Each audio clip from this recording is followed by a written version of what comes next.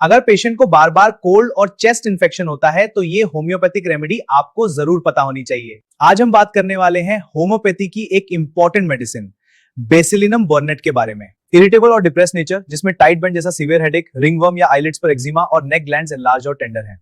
बार बार सर्दी और कॉफ होना, ब्रोंकाइटिस या टीबी टेंडेंसी, चेस्ट में कंजेशन, सांस लेने में दिक्कत और रात में सफोकेशन, खांसी के साथ थिक मुकोप्यूलेंट स्पुटम, ओल्ड पेशेंट्स में वीक लंग्स और क्रॉनिक कटार, chest operation, bubbling rails with expectoration.